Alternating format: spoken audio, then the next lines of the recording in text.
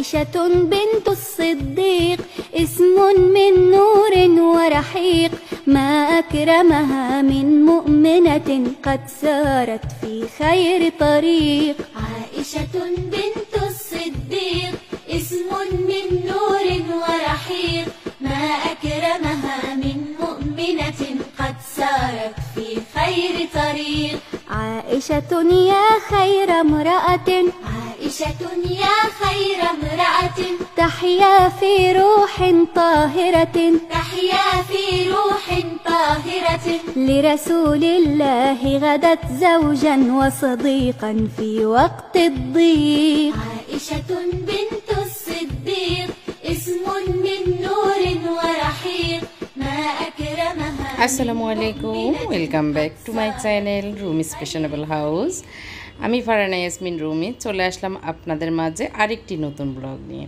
আশা করি প্রতিদিনের ব্লগের মতো আজকের ব্লগটিও আপনাদের ভালো লাগবে।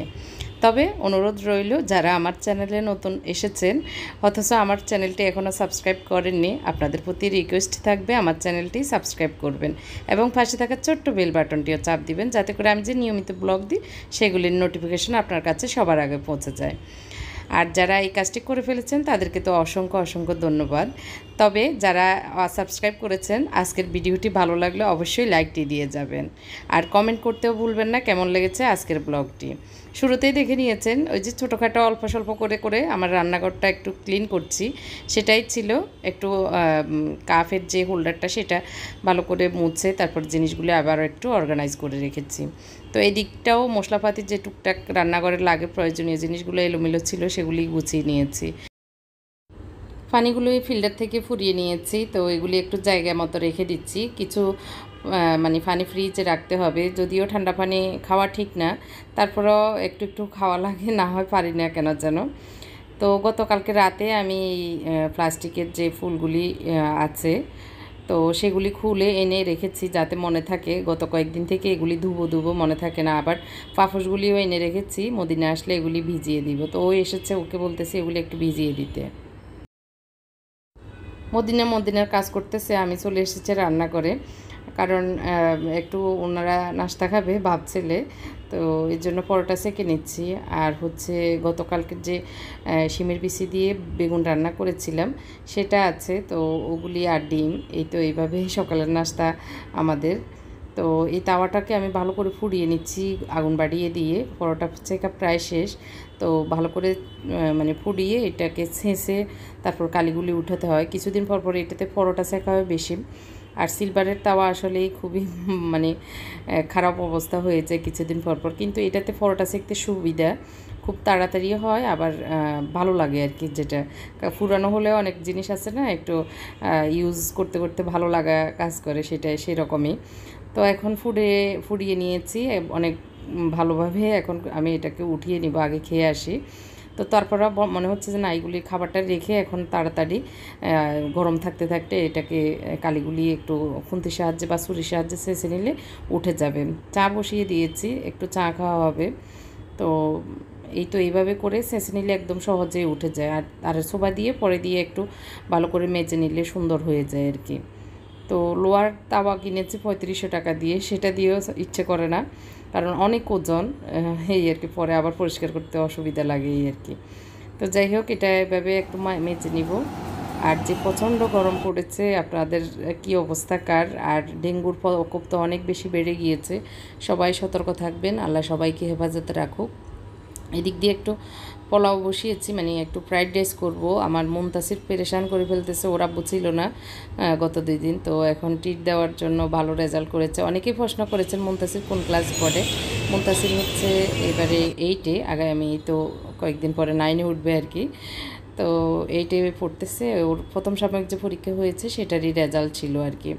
তো ওদের তো এখন 2টাই পরীক্ষা, ফার্স্ট টাইম এবং লাস্ট টাইম এই আর কি।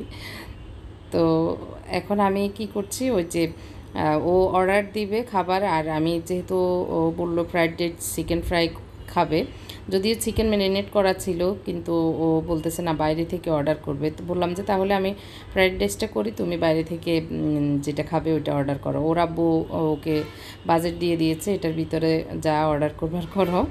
তো আমিও বললাম যে বেশি কিছু করার দরকার নেই, কিন্তু ওর ইচ্ছে হলো একটু বেশি করে কিছু করবে, অর্ডার করবে। তো যাই হোক, আজকের জন্য ওকে অনুমতি দিয়ে দিয়েছে, যাও আচ্ছা যেটা খাবে অর্ডার দাও।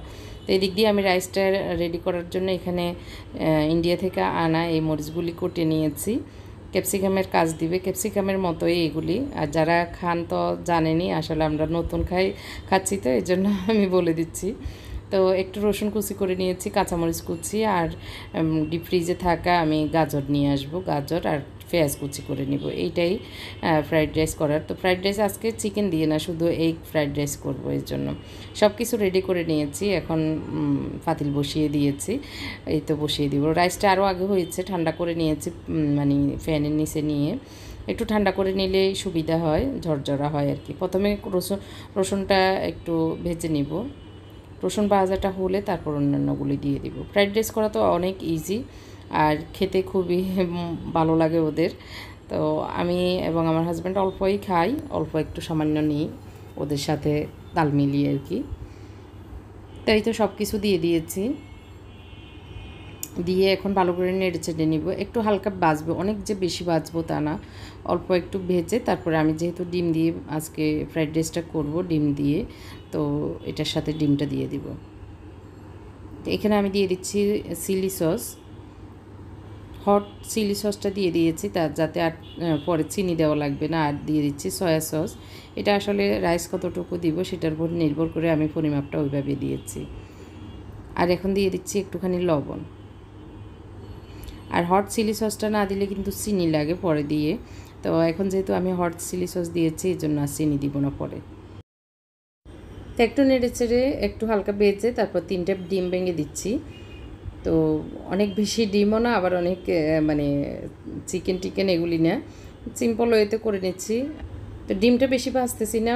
গত 2 দিন আগে আমি ইনস্টাগ্রামে একটা শর্টস দেখেছিলাম, তো ইন্দোনেশিয়ান বা মালয়েশিয়ান হবেন, তো উনি যেভাবে এই ফ্রাইড রাইসটা করেছেন, তো এইভাবেই করে নিচ্ছি। একটু টেস্টিং সল্ট দিয়ে দিচ্ছি। তো উনি ডিমটাকে মানে হালকা দিয়ে নেড়ে ছেড়ে তারপর রাইসটা দিয়ে দিয়েছেন। আমি তো আসলে সব সময় করি, ডিমটাকেও একটু ভালো করে ভেজে ঝুরঝুরা করে তারপরে করি।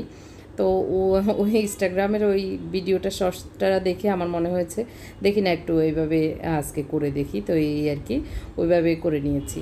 ফ্রাইড রাইসে ফিশ সস, ওয়েস্টার সস এই জিনিসগুলি দিলে আরও বেশি, এই সসগুলি যত অ্যাড করা যায়, তো ফ্রাইড রাইসটা আমার কাছে মনে হয় আর কি একটু ভালো টেস্ট আসে আর কি। তো আজকে যতটুকুই ছিল চিলি সস এবং সয়া সস দিয়েই করে নিয়েছি। তবে টমেটো সসটা দিলে আমার কাছে কেন যেন ভালো লাগে না, তো এই জন্য চিলি সসটা টমেটো সসেরও কাজ করে, ওই জন্য ওইভাবে দিয়ে দিয়েছি। যাই হোক, ভালো করে মিক্স করে নিয়েছি। ডিমটাও বেশি ফাঁকা ছিল না, রান্না ছিল না, মানে আধা কাঁচা টাইপের, তো ওইটা রাইসের সাথে মিশে এই যে একদম লেগে গিয়েছে আর কি। তো এখন ঢাকনা দিয়ে প্রায় 15-20 মিনিটের মতো এভাবে রেখে দিব। লবণটা চেক করে নিয়েছি, সব ঠিকঠাক ছিল। তো এসে আমি একটু ওই যে মদিনাকে দিয়েছি, মদিনের ভিতর ঘরটা মুছে চলে গিয়েছে, তো যে ফুলগুলি দিয়েছি ওগুলি ঠিকঠাক করে ধুয়েছি কি না এগুলি জাস্ট আসলে হালকা কুসুম গরম পানি দিয়ে একটু সাবান পাউডার দিয়ে বা লিকুইড সাবান দিয়েও করা যায়, তো এইভাবে ধুয়ে নিয়েছি। তো আমার এগুলোতে অনেক বেশি যে অনেক ধুলাবালি তা না, এগুলো এমনিতে ফুলগুলো অনেক পুরনো, প্রায় 10-15 বছর আগেরও কোনো ফুল আছে। তো সেই হিসাবে একটু আমি উলট পালট করে দিচ্ছি, যাতে করে পানি নিচে জমে গেলেও সেটা নিচের দিকেই থাকে, মানে ফুলগুলি উপরের দিকে উঠিয়ে দিচ্ছি। তো মোটামুটি পরিষ্কার হয়েছে, মদিনাতে চলে গিয়েছে। আমি এটাকে একটু আমার ডাইনিং রুমে এভাবে রেখে দিব ফ্যানের নিচে, তাহলে শুকিয়ে যাবে। তো পাপোশগুলিও ধুয়ে দিয়েছে, কয়েকটা পাপোশ আজকে ধুতে দিয়েছিলাম।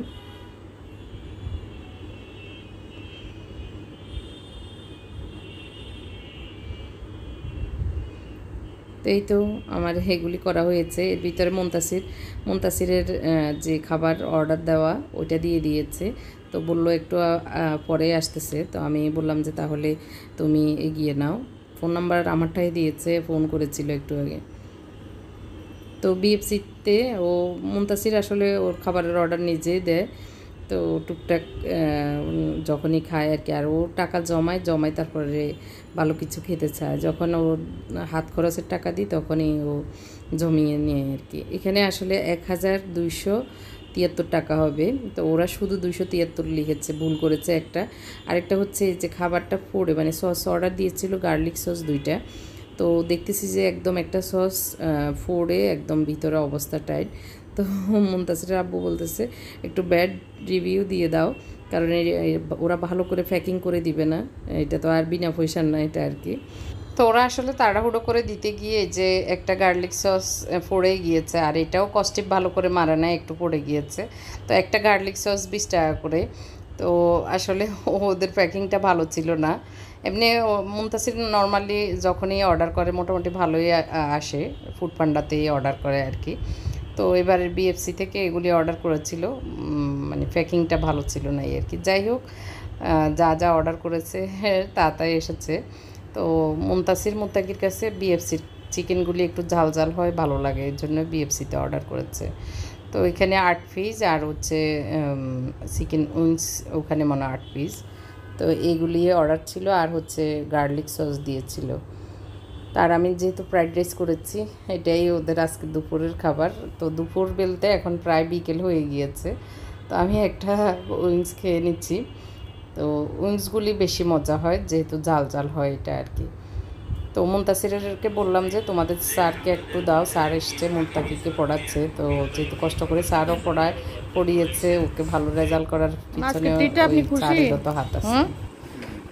কয় হাজার টাকার খাবার খাওয়াইতেছি, একদম দুপুর থেকে রাত পর্যন্ত যাবে যে খাবার। মুনতাসির বলেছে ওকে দুপুর থেকে রাত পর্যন্ত খেতে হবে, এরকম ট্রিট দিতে। তো এখন চিকেন তো থাকবে, দুপুর থেকে রাত পর্যন্ত খাবে আর কি।